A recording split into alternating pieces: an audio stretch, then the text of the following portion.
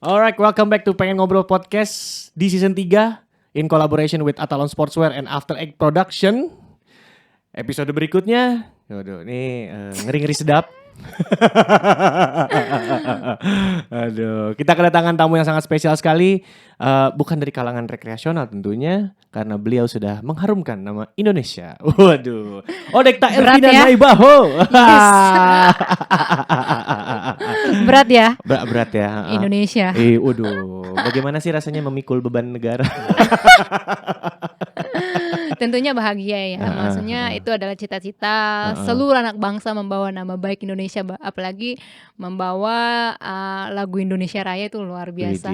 Nggak bisa dibayar dengan hal apapun. Widih. Tapi kan katanya ya, olahraga lari itu kan murah ya. Bagaimana menurut pandangan elit nasional? Apakah olahraga lari itu murah?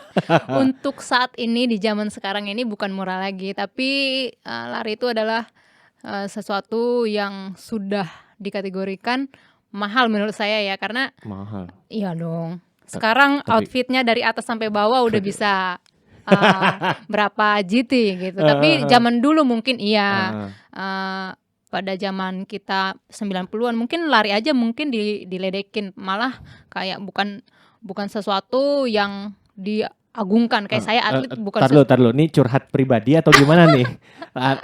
Dihina-hina lari, kayak gimana lari dihina-hina gitu? Kalau kalangan rekreasional kan dihinanya lari dari kenyataan. Nah, kalau kalangan elit dihinanya gimana?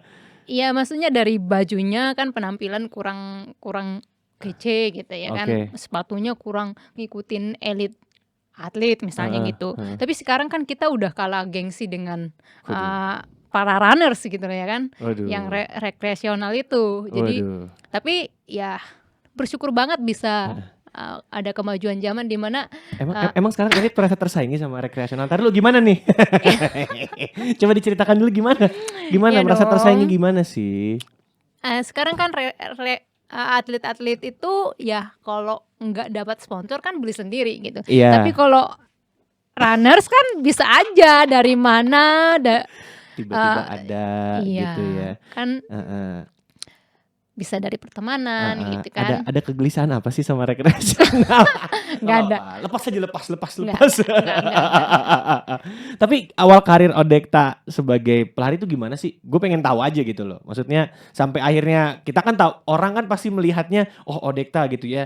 3 medali emas PON 2021 Papua, 1 medali emas kemarin di SEA Games Vietnam 2022, bener ya? Iya, bener. Dan juga juara-juara di kompetisi di Indonesia ya kan. Dan kayaknya kalau menurut gue maraton wanita udah pasti Odekta Naibaho gitu.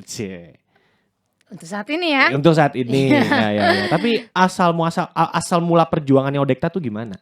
Ya itu asalnya 10 tahun yang lalu gitu kan. Berarti 2012.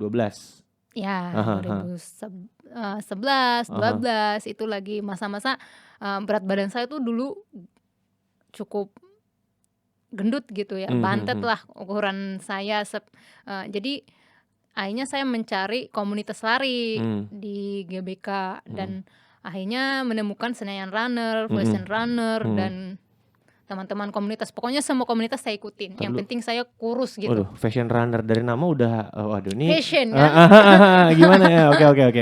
Terus. Jadi akhirnya bergabung lah di sana dan gimana sih biar setiap hari bisa termotivasi lari supaya cepat kurus gitu. Akhirnya pelatihnya ini mengajak untuk masuk di klub karena klub ini kan pasti setiap hari pagi sore dan sementara komunitas ini hanya 2 kali seminggu gitu. Jadi lebih diarahkannya ke klub. Akhirnya bergabunglah di klub Indonesia Muda Atletik dan itu ternyata klub yang benar-benar untuk dipersiapkan untuk atlet gitu dan program-program latihannya untuk atlet gitu, prestasi.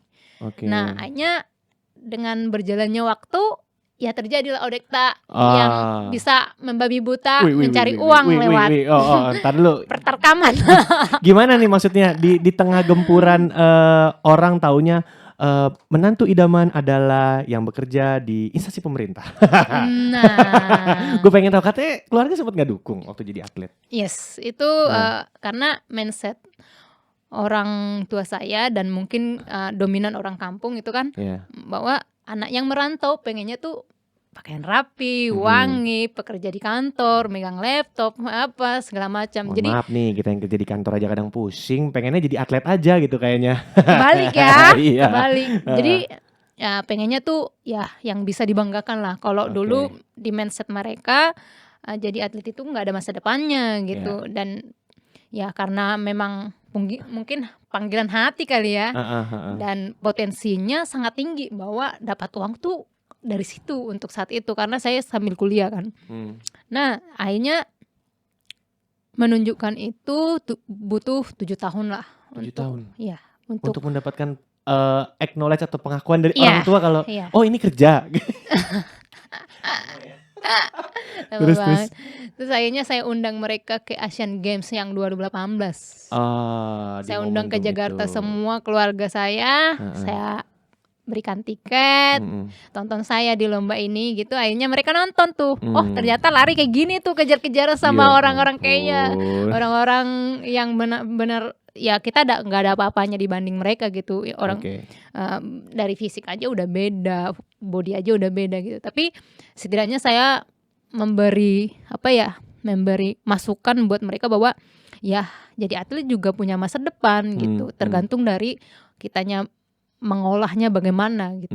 Akhirnya oh ya udahlah, mungkin dari situ ya kamu yang menjalankan juga gitu. Akhirnya sekarang udah dapat 2 restu lah nih. 2 restu lah gitu. Makanya di SEA Games kemarin kayak wow, akhirnya pas mau lomba minta doa gitu ya kan.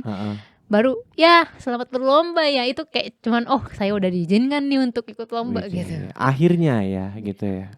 Cukup lama juga 7 tahun loh. Iya kan, udah kalau anak mungkin udah masuk SD kali ya. Kelas 2 SD. Istilahnya harus sampai jenjang kelas 2 SD. 7 tahun gitu ya. Intinya perjalanan jadi atlet itu kan gak mudah ya. Pasti jadi jatuh bangun lah gitu. Ada sosok siapa gak yang sekiranya di karirnya Odekta tuh, di karir peratletannya tuh yang sekiranya kalau gak ada dia nih kayaknya gue gak bakal menemukan jalan gue untuk menjadi atlet gitu loh. Kayaknya kalau dibilang satu sosok mungkin enggak ya, tapi banyak faktor yang mendukung, di mana ada pelatih, mungkin ada orang tua. Jadi dengan background mereka itu sangat mendukung bahwa ya saya harus tunjukkan ke mereka, dan posisi saya, ekonomi saya kurang baik gitu. Jadi ya bagaimanapun ya saya yang mau merubah itu semua. Jadi saya pengen nunjukin dulu lari saya sebagai pembuktian. Apa tuh? Ya maksudnya lari untuk pembuktian. Ya kan, mau buktiin sama keluarga, mau buktiin sama pelatih, mau buktiin sama teman-teman, mau buktiin bahwa lewat lari ini juga ada masa depannya gitu. Bukan pembuktian di media sosial pengen hidup sehat kan? Biasanya ada yang seperti itu. Terus tapi capek juga ya. Pada akhirnya capek juga. Kalau semua lari itu jadi pembuktian. Itu titik baliknya itu di 2019 pas SEA Games Filipina, pas saya histruk kan. Baru di situ titik baliknya bahwa ternyata lari itu enggak jadi pembuktian, enggak cukup. Gitu. Itu yang sempat ditakutin sama Odekta pas lagi kemarin di SEA Games Vietnam. Takutnya kejadian itu terulang lagi. Iya benar. Emang waktu itu faktornya pas lagi mau kena heatstroke kenapa? Ya histruk itu mungkin kurang jam terbang, satu, kemudian ya karena itu perdana saya di internasional, jadi kayak wow layak gak ya saya ini, terus kayak tiba-tiba itu kan pemanggilannya mepet-mepet, biasalah. Jadi gue tuh pengen ngomong lebih lanjut nih. Bukannya seperti itu budaya kita. Mepet-mepet terus. Jadi kayak kurang pede antara ya sanggup apa enggak nih gitu. Terus tapi ketika di depan mimpin, oh ternyata sanggup. Tapi saya nggak bisa filter diri saya bahwa saya tuh oh ini kayaknya udah nggak nyaman nih dengan fitnya badan saya. Ternyata udah dehidrasi. Jadi kurang pengalaman lah, kurang tryout gitu-gitu. Jadi ya terlalu ambisius karena pengen ngebuktiin juga sama semua orang bahwa saya layak jadi itu waktu itu pas masih di nomor maraton juga. Ya finisher maraton gitu. Ini masalahnya faktor 42 kilo tuh kayak apa ya, ngeri-ngeri sedap sebenarnya sih ya. Tantangan terbesar Odekta tuh kalau ikut maraton tuh apa sih biasanya gitu? Kalau kita kan, aduh paling kalau rekreasional, aduh pakai outfit apa ya nanti pas race ya. Sama sih, Kalau lu gitu juga? tetep lah. Jadi itu tahap Ya pertama. Allah, Maksudnya, ternyata elit memikirkan OOTD juga ya. iya kan, kamera di mana-mana. Jadi Oke. kita harus kece gitu. Oke. Itu tahap pertama ya, harus bajunya apa, terus sepatunya sinkron nggak dengan bajunya, karena pasti baju kan udah pasti harus dari jatah kan. Tapi kalau sepatu terus biar kece bagaimana gitu. Tapi kemudian ya kita tetap harus mikirin bagaimana harus menuntaskan ini karena tanggung jawabnya tinggi gitu. So jadinya yang paling berat, yang sekiranya jadi kegelisahan Odekta yang paling tinggi gitu di mana gitu maksudnya pas lagi maraton? Kilometer 36 itu pasti kayak aduh ngapain sih gue lari, terus kayak kenapa sih harus memilih lari, kok hidup ini susah banget sih gitu, nyari uangnya lewat lari gitu. Apa kalimat penyesalan yang pernah terpikirkan ketika lo ikut maraton gitu, yang paling parah gitu? Ya itu gue, aduh kenapa sih gue harus memilih lari jalan hidup gue gitu, kayak kenapa cari uangnya lewat sini sih? Kenapa nggak lewat MC aja? Sudah memikirkankah kira-kira nanti sekiranya kalau misalkan sudah capek jadi atlet mau jadi apa? Aku pengen berguru sama MC Dola. Bisa. Saya aja juga lagi mencari-cari nih kira-kira kalau MC Dola aku mau jadi apa gitu. Curhat ya kan? Iya, bis gimana ya? Kan seiring bertambahnya waktu pesaing makin banyak gitu ya. Nah tapi kalau di atletik sendiri gimana sih? Maksudnya persaingannya gitu? Persaingannya tentu ada sih, tapi ya atletik itu adalah yang bisa terukur gitu, bisa kita lihat sampai sejauh mana data orang lain gitu. Jadi analisa kita harus bisa kita analisa orang lain sampai di mana datanya. Jadi bisa kita tahu kemajuan kita bisa nggak mempertahankan prestasi ini sampai berapa tahun. Jadi terukur gitu. Jadi nggak usah takut kalau misalnya ya masih mampu dengan waktu segini ya itu masih bisa bersaing gitu. Jadi tergantung dari kitanya sih, kalau sebenarnya bukan mengalahkan orang lain atau bersaing dengan orang lain, tapi bersaing dengan waktu sendiri dan pribadi sendiri, mengalahkan waktu sendiri gitu loh. Oke, kalau begitu berarti kemajuan atletik di Indonesia menurut Odekta Elvina Naibaho gimana? Gak, gue pengen nanya dulu nih, maksudnya dari gue cari yang tersudut deh. Lu pasti udah kebayang macem-macem kan gue nanya apa. Kemajuan kulturnya dulu deh, gitu. Dari lu pertama kali terjun di atletik, di lari lah ya, sampai sekarang gitu. Sudah sejauh apa? Sejauh apa kemajuannya? Ya. Kemajuannya ya sangat maju sih sebenarnya kalau didukung dengan melihat lomba-lomba di Indonesia kan sangat banyak. Itu kan mendukung secara disadari atau enggak, diakui atau enggak, bahwa lomba-lomba di Indonesia itu bisa mencari bibit dan melihat atlet-atlet sampai di mana kemajuannya bisa. Tapi tergantung dari bagaimana mengemasnya, yaitu ya pembinaan kita gitu. Tapi sejauh ini ada perkembangan dan mudah-mudahan kedepannya dengan pengurus baru bisa membawa atletik Indonesia lebih baik lagi. Oke, pengurus baru lomba-lomba lari gitu maksudnya? Iya, benar. Tapi kalau untuk dari segi kulturnya, budayanya sendiri gitu. Budaya dari segi rekreasional, rekreasional itu udah kayaknya udah kece banget ya. Apa? Kece lah, ini medali-medali nih. Keren banget. Ini sedikit dari yang sudah pernah saya lalui aja. Nah kan, apalagi kita atlet, jadi nggak mau kalah dong. Atlet gila. Emang suka, tar lu.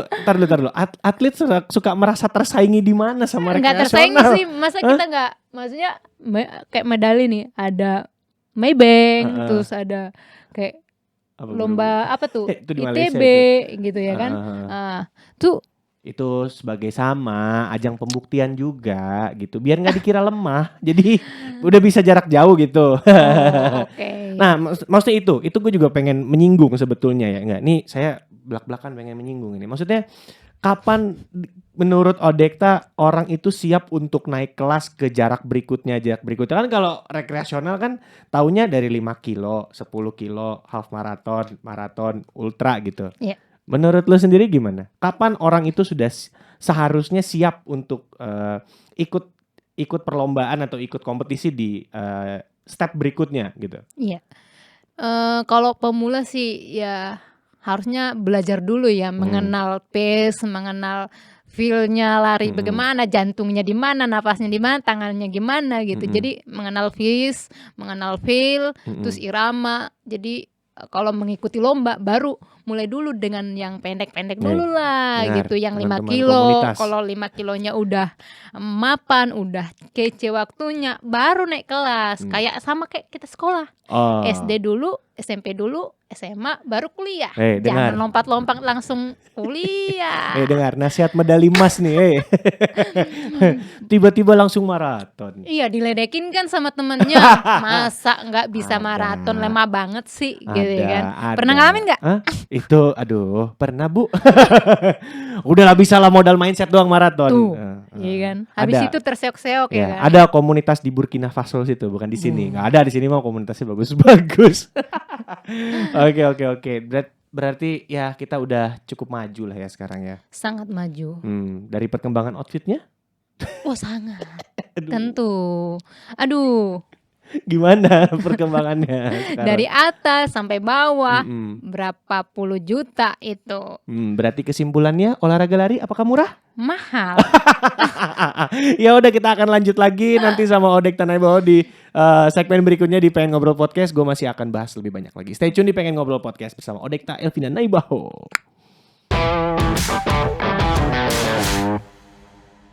3, 2, 1. Iya, balik lagi di Pengen Ngobrol Podcast bareng Odekta Elvina Naibaho. Gimana Coach? Sebagai coach saya bangga terhadap anak murid saya ya. Paling tidak sudah menorehkan medali emas ya. Oke, jadi beginilah saudara-saudara, kalau Odekta nanti sudah mau berhenti jadi atlet. Jadi MC. Oke, balik lagi di Pengen Ngobrol Podcast in collaboration with Atalon Sportswear dan juga After Egg Production. Ini kan sebagai sarana juga. Lapak orang lain diambil lagi. Iya, nggak apa-apa loh. Ini nanti rame loh pasti loh. Odekta udah siap. Aduh. Oke, Odekta, gue mau nanya lagi nih. Waktu lo ikut kompetisi internasional gitu, lo melihat ada banyak sekali atlet dari negara-negara lain yang pastinya gitu ya. Lo sempat merasa terintimidasi nggak sih sama atlet lo negara lain gitu? Sangat dong. Karena apa ya? Kurang pede. Kenapa? Kurang pede dari segi postur tubuh, terus dari segi berdiri aja ya di start kayak kita udah kayak ciut, oh ini lawan gue gitu. Gue kayak gue mampu nggak ya lawan dia? Maksudnya ya mereka kayaknya jam terbangnya lebih jauh. Gue kan anak Cicurut baru kemarin sore kenal lari terus sudah ada berdiri sama mereka gitu kayak gue merasa di start aja bareng mereka udah bangga gitu dan tapi ini kan nggak cukup karena gue kan ditugaskan untuk kayak bawa merah putih nih gitu. Sebeban apa sih membawa nama merah putih gitu? Gue tuh penasaran banget gitu loh, memikul beban mengharumkan nama negara gitu loh. Itu lambang negara gitu loh. Jadi kayak lo jangan sia-siakan karena masa ini ya masa yang nggak bisa diulang dan ya ada masanya kita kan akan pasang surut. Jadi ketika dapat masa itu gue pengen nggak bisa lewatkan hal bagus itu. Jadi ketika gue ada di situ ya gue harus totalitas gitu. Jadi gue harus ngebanggain merah putih. Gue harus jadi layak di situ dan orang yang kenal gue pun atau mungkin yang melihat muka gue pun biar mereka bangga gitu. Itu Indonesia, itu Odekta gitu, itu teman gue gitu. Sudah adakah teman-teman yang mengaku sebagai teman baik ketika lo maraton? Biasanya kan gitu, teman datang di saat kita sukses ya kan, tapi tidak ada di saat kita sedih. Nah, nanya kabar pun kagak ya. Ada dong, banyak. Pasti. Ya tentu. Curhat nih gue. Nggak, terus tapi gini, waktu lagi lo ikut kompetisi internasional gitu, ketemu sama teman-teman, sama atlet luar negeri, itu yang diobrolin tuh apa sih? Kayaknya sebatas kayak cuman kenalan doang deh, karena mereka juga nggak mau kayak sebelum kita kompetisi mereka nggak banyak bicara. Mereka kayak fokus gitu. Kayak baru setelah kita lomba baru kayak sharing gitu sejauh apa dia jam terbangnya, terus latihannya gimana, makannya dia gimana gitu. Oke. Kalau misalkan sejauh lu ngobrol sama teman-teman pelari di luar negeri gitu yang maksudnya sesama profesi sebagai atlet gitu ya. Let's say yang sama deh di nomor maraton gitu. Ada something yang sekiranya kayaknya bisa nih kalau misalkan diterapkan di sini gitu. Diterapkan di diri gue untuk latihan gitu. Ada. Apa Jadi tuh? kayak tryout-nya sih. Tryout-nya itu kayak biar kita tuh nggak kaku-kaku banget gitu. Jam terbangnya masa di maraton lokal doang, kayak liatnya dia lagi. Masa gue liatnya lo lagi. Udah gitu gue menjadi anak buahnya gimana sih. Jadi pengennya tuh kacamatanya keluar gitu. Kacamatanya ya udah harus kacamatanya diganti karena kita levelnya udah beda dan ini kan udah profesional gitu. Jadi nggak bisa ecek-ecek lagi bahwa sebatas nasional ngapain gitu. Terus ya yang perlu diterapkan adalah ya satu kayak dari pola hidup mereka itu ya pola makannya bagus. Emang kayak gimana sih kalau pola makan teman-teman? Ya kalau mereka cerita gitu? Mungkin kayak nggak ada yang, maksudnya lebih ke arah makanan yang ada kalorinya diukur gitu. Setiap kali makan mereka ada diukur hari ini berapa, besok berapa, dan latihannya apa supaya nggak tekor gitu. Kalau di sini kan gue kayak kadang kayak gimana? Habis after SEA Games gue dipulangin nih gue dipulangin, gue balik ke rumah yang penting gue kenyang. Kadang gue makan mie nongkrong nih di kantin ya kan, nongki sama anak komunitas. Waduh. Itu hal-hal seperti itu gitu loh. Jadi sebenarnya kalau di luar di atlet negara lain gitu ya, berarti mereka sudah punya, let's say satu orang atlet itu sudah ada yang megang selain coachnya kah, atau ada tim fisioterapinya kah, kayak gitu nggak sih? Maksudnya satu orang bisa yang handle tuh beberapa gitu? Ya saya pikir sih negara-negara maju tentunya ya pasti mereka sih udah pasti punya sport manajemen gitu. Dan dari organisasinya pun pasti udah apa yang harus mereka berikan supaya mereka mendapatkan hasil gitu. Jadi ya saya kira kalau mereka juara bisa manggung di internasional pasti ada yang ditanam dan ada yang dituai gitu. Nah kita pun kalau mau ada hasil ya kita harus nanam dan merawat. Jangan hanya nanam tapi nggak dirawat gitu.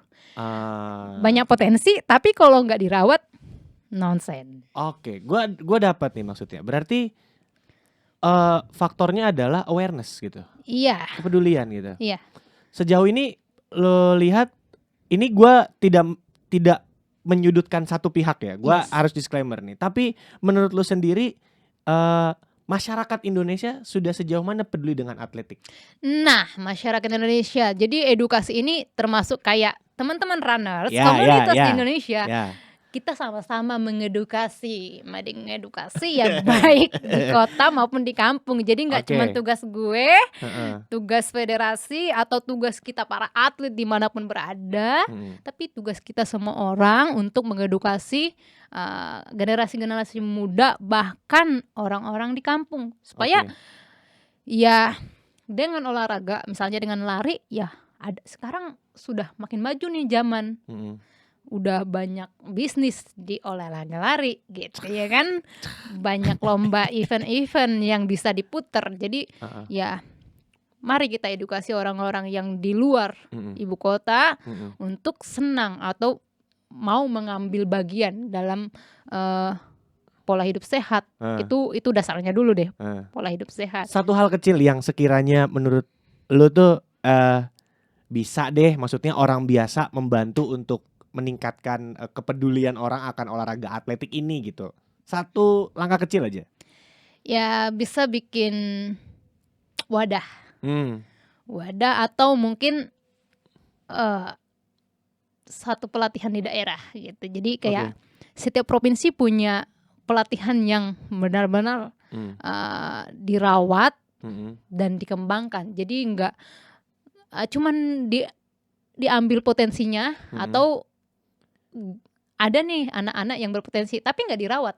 Berarti Jadi menurut ada lo, wadahnya gitu dan ada tempatnya. oke, berarti maksud lo adalah sarana dan prasarananya. Iya, jadi mungkin Ah. teman-teman komunitas bisa, atau teman-teman para pengusaha bisa ngambil alih, bikinlah klub-klub atau Ah, oke. wadah-wadah di setiap daerah yang bisa mengembangkan atlet-atlet Heeh. muda, sehingga ya mungkin dari kita hal-hal kecil yang bisa kita bisa berikan untuk negara ini bisa menyumbangkan untuk suatu yang besar di masa yang akan I datang see. gitu. Soalnya yang menarik ini adalah gue sempat ngelihat juga kenapa ya, maksudnya orang Indonesia maksudnya average untuk finish let's say di nomor maraton gitu sama negara lain tuh beda banget gitu. Malah kayak gue kaget adalah ketika melihat Boston 2000 berapa waktu itu ya, Boston 2019 ya, juara pertamanya itu ada 2019 atau 2018 gue lupa, yang menang orang Jepang, Yuki Kawauchi, ya kan? Maksudnya Yang dia bukan itu kalangan atlet kan,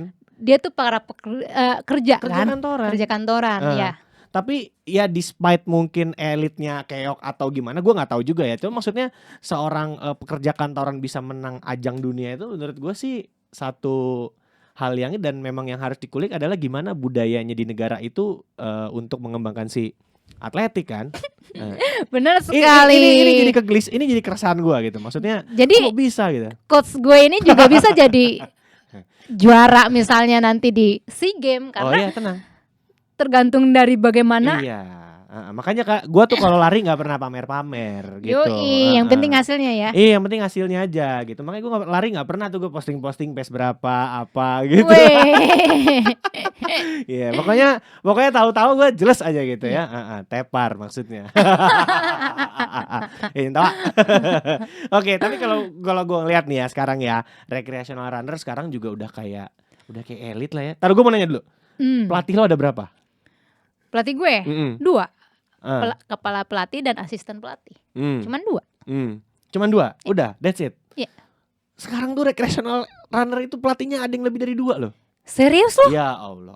Buat apa? Ada. Latihan strength-nya sama coach A. Oh my Program God. larinya sama coach B. Terus udah gitu fisioterapinya sama coach C, ya kan? Come on man. Tapi ntar giliran kalah kan kita tuh. Kalah atlet. Medali emas aja udah minder sama.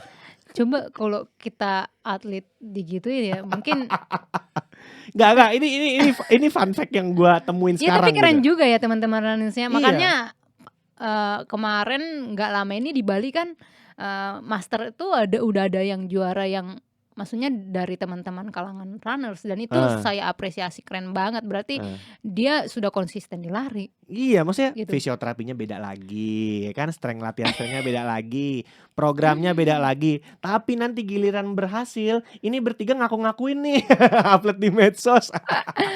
Itu ya itu biasa terjadi ya. Butuh pengakuan ya, Bo. Gimana menurut lo tanggapannya?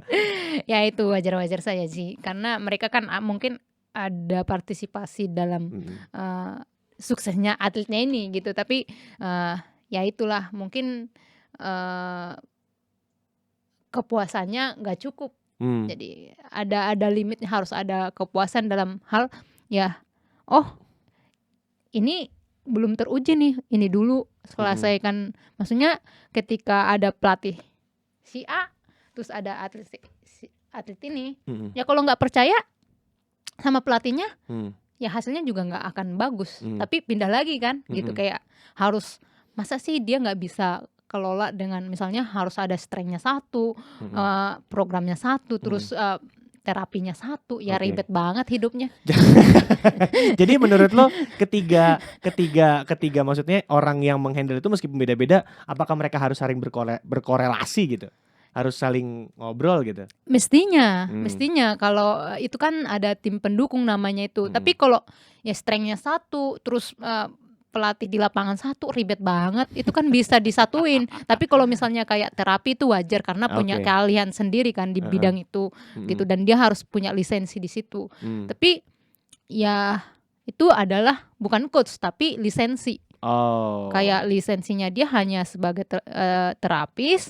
Ya wajar-wajar saja, karena ya mencari ilmunya itu nggak gampang, dan itu bukan coach tapi tim pendukung. Jangan diakui sebagai coach, karena ada legalitasnya untuk menjadi seorang coach gitu. Soalnya kan ya sekarang kan banyak yang modal coach sarjana YouTube dan juga coach Nah itu dia, gue kurang fakultas Google dan sarjana YouTube. gue kurang setuju itu. Nah makanya teman-teman Lanes juga harus bijaksana ya dalam memilih. Gue harus berlatih sama siapa dan sejauh apa pengalamannya dia. Ya teori bisa banyak, tapi pengalamannya dia sejauh apa gitu. Jadi kemarin juga ya kayak di angin-angin segar dengar begitu informasinya. Ada apa? Nah ini Ada kan apa? gosip lagi nih. Ada apa?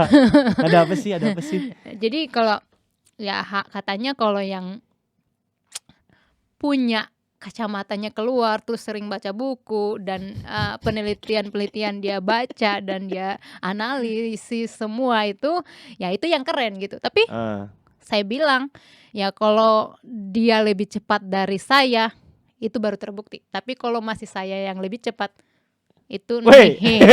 Jadi percuma teori. Ya dong, ya kan? Percuma teori dibanding kalau buat belum apa dapat teori. medali emas. Ya iya dong. Medali begini mah semua juga sama dapat.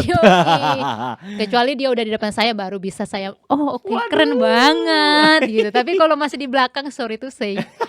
Emang ada siapa sih yang pernah gitu? Aduh, sampai goyang di meja. Jadi gitu. Jadi boleh teori tapi pelaksanaan di lapangan kadang nggak sama. Contoh nih, salah satu contoh. Gerakan kaki 90 derajat.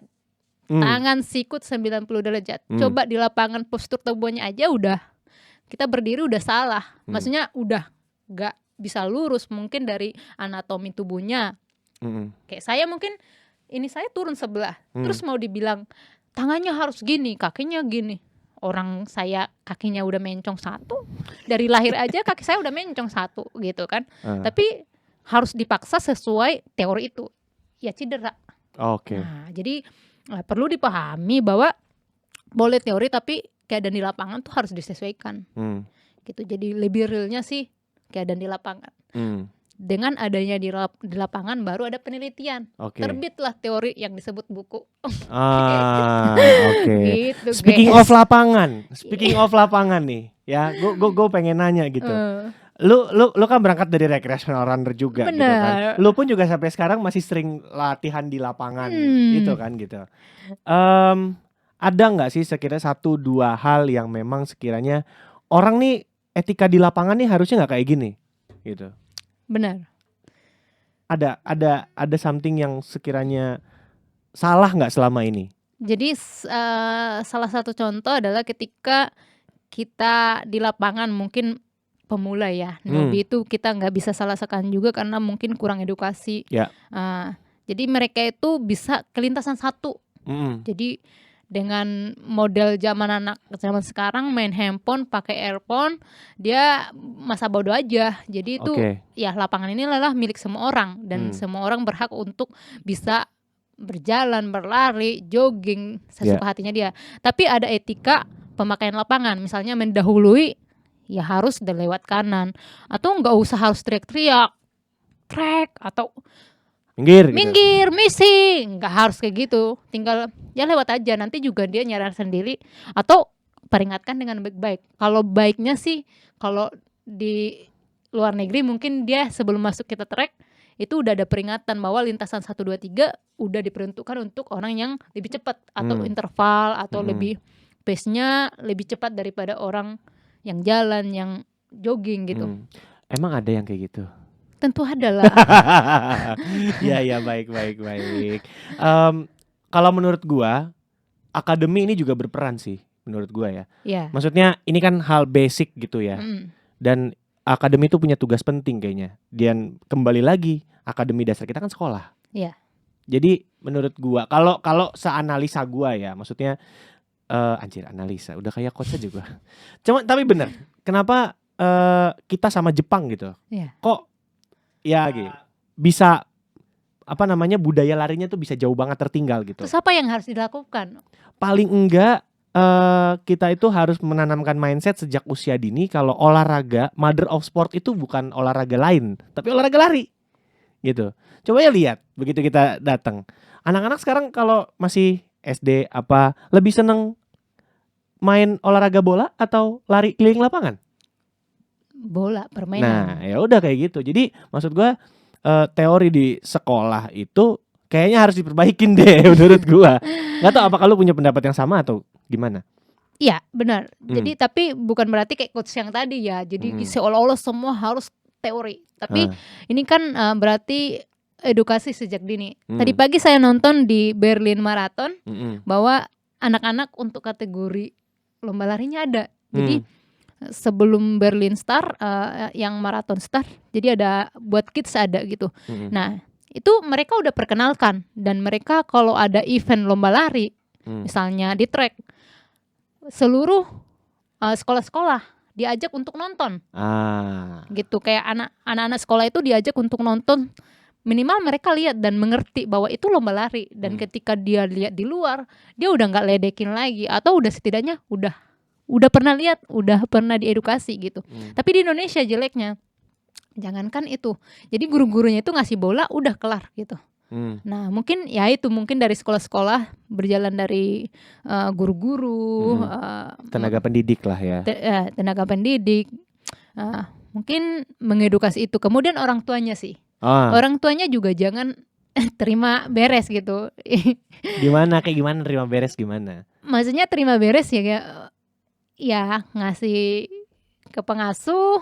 Atau ke guru. Oke, jadi jangan dilepas terus ya, tapi harus tetap dibimbing. Iya, misalnya weekend, ajaklah dia ke tempat olahraga, ke tempat umum yang bisa bersosialisasi, diperkenalkanlah ini piano, ini lari, ini bola. Tergantung dia sukanya nanti di mana. Tapi setidaknya dia perkenalkan semua. Tapi di Indonesia kan masa bodoh kasih handphone. Kelar deh. Gitu. Ya amin, itu ya realita yang banyak terjadi lah ya gitu ya. Gitu loh. Aduh, jadi emang kalau bahas dunia lari tuh nggak ada habisnya. Dan ini kemana-mana gitu. Dan gue termasuk orang yang cukup gerah gitu. Maksudnya dengan lihat kulturnya ini nggak bisa nih, harus dibenerin nih kalau kayak gini caranya gitu loh. Maksudnya buat gue gitu ya, kemajuan olahraga itu tolak ukurnya adalah bukan dari prestasi atlet-atletnya, menurut gua, tapi adalah kemajuan dari segi kulturnya juga harus ikut maju. Gimana masyarakatnya itu peduli akan olahraga itu, dan juga masyarakat itu mau berkontribusi untuk memajukan atlet-atletnya. So ya jadilah nanti kita mungkin bisa ngalahin negara lain gitu kan, prestasinya akan menyumbang medali emas lebih banyak gitu di kancah internasional dari nomor atletik gitu. Karena ini basicnya olahraga tuh ya ini atletik gitu kan. Benar sekali. Gimana, saya sudah cocok jadi diploma olahraga? Aduh, oke. Odekta gitu, gue pengen nanya deh. Serius banget nggak? Serius banget. Enggak, gue kebawa suasana. Jujur gue kebawa suasana. Gemes ya? Gemes. Jujur gue gemes aja gitu. Maksudnya ngelihat kemajuan olahraga lari ini kok. Gue sudah cukup apa ya? Maksudnya cukup terharu lihat perjuangan lo dan teman-teman elite runners lainnya gitu. Cuman rasanya kalau misalkan dari pihak-pihak yang lain tidak ikut mendukung, kayaknya kayak sia-sia gitu ya gitu. Nah menurut lo untuk regenerasi atlet di Indonesia gitu, apa yang menjadi penghambatnya gitu? Ya itu tadi kayak ya banyak faktor sih. Jadi nggak bisa satu faktor ya itu karena ya kita banyak provinsi di Indonesia, tapi kok masih terhitung aja tuh atlet yang bisa berpotensi. Saya kira banyak atlet yang bisa dibina dari berbagai provinsi di seluruh Indonesia ini. Kita banyak kepulauan, tapi kok regenerasinya kok nggak jalan gitu. Ya faktornya mungkin pembinaan ya. Jadi pembinaan itu jangan hanya nuntut dari pemerintah, tapi kita selaku masyarakat, orang tua, terus kayak komunitas juga, perusahaan ambil alih gitu. Terus mengambil alih dalam arti ya mari mengajak anak-anak ini untuk mau jadi pelaku atau mau jadi atlet. Caranya gimana? Ya kayak tadi dari sekolah-sekolah mungkin ya dikenalkan dulu. Terus udah ada nih bibitnya. Tapi nggak dibina, nihil juga kan. Jadi harus diarahkan juga, harus dipupuk, harus diarahkan, harus dikembangkan supaya jadi atlet yang berprestasi dan jalan pembinanya. Jadi saya kira saat ini ya di bawah saya untuk the next 2024. Oh salah ya. the next mungkin maratonnya Indonesia agak telat. Oke. Sama halnya dengan kayak laki-laki juga agak regenerasinya agak lambat gitu ya. Dan mungkin di berbagai nomor di nomor atletik dan padahal kayak tadi yang kita bilang bahwa atletik ini adalah ibunya olahraga. Ya. Dan dasarnya adalah daya tahan tubuh gitu. Tapi ya kita nggak memiliki itu, nggak punya nyawa itu. Kenapa nggak punya nyawa itu? Ya karena di dalamnya juga nggak benar, yaitu kulturnya tadi. Kulturnya tadi nggak kurang pas penempatannya sehingga nggak punya nyawa untuk menggait generasi muda ini jadi pelaku olahragawan yang sejati. Gitu. So pesan dari Odekta Elvina Naibaho, peraih 3 medali emas di PON 2021 Papua dan juga peraih 1 medali emas di SEA Games Vietnam 2022. Aduh berat banget tuh. Nggak apa-apa kan biar valid kesannya. Istilah katanya coach udah certified. Gimana pesan dari Odekta untuk seluruh lapisan masyarakat Indonesia untuk memajukan kultur lari? Berani menjadi pelaku. Pelakunya itu ya pelaku kayak ngambil apa yang bisa digerakkan. Atau mungkin ya anak saya pengen saya kenalkan olahraga, ya udah dikenalkan aja, mau lari kayak mau basket kayak mau apapun itu ya, tapi dikenalkan dulu. Mau dia jadi benar atlet lari pun ya itu urusan nanti. Terus itu ada tahapannya, setelah dia anaknya sudah mau ya itu kan ada tahapannya, masuk klub. Klub itu ada membina. Terus udah gitu tahap berikutnya mungkin dia seleksi kejuaraan nasional. Terus masuk lagi, yang bina adalah provinsi. Terus seleksi lagi ke nasional. Yaitu yang bina adalah federasi atau Kemenpora gitu kan, Platnas. Nah, peruntukannya beda-beda gitu. Tapi setidaknya kita juga sebagai orang yang mengenal lari harus berani mengajak orang lain untuk mengambil alih. Artinya nggak cuman saya sama Mas Yano nih udah kenal lari, jangan cuma di kita doang, mereka ini juga harus ikut lari. Ini di belakang layar juga sudah mulai berlari kok. Gitu, jadi orang sekitar kita juga harus kita ajak untuk berlari. Sering aku sebut itu berbagi virus lari. Nah, ada akun Instagram yang berbagi virus lari di situ ya, bisa di follow. Dan juga jangan lupa minum kopinya Tabena kopi. Jadi promosi nih. Iya gak apa-apa, bebas. Oke baiklah kalau gitu, menurut gue seperti yang tadi sudah kita bahas, kemajuan suatu olahraga itu bukan dinilai dari atlet-atletnya mengukir prestasi, tapi juga kemajuan dari kultur olahraganya itu sendiri. Ya udah kalau gitu, Odekta thank you so much. Gila, gue merinding sih podcast episode kali ini. Tapi ya kita berharapnya semoga kultur lari ke depannya semakin baik lah ya. Amin. Dan semua pihak, bukan kita tidak menyalahkan satu pihak ini pihak itu, tapi gue pengennya sih semua pihak saling berkolaborasi ya untuk kemajuan kita semua. Oke, by the way thank you so much buat semuanya udah nonton di Pengen Ngobrol Podcast in collaboration with Atalon Sportswear dan juga After Eight Production, tayang di YouTube. Saya bangga loh saya sudah punya YouTube. Ya udah kalau gitu gue Yano sebagai host dan juga bintang tamu gue. Aku Odekta Elvina Naibaho. Well, sign out and bye-bye. Thank you semuanya.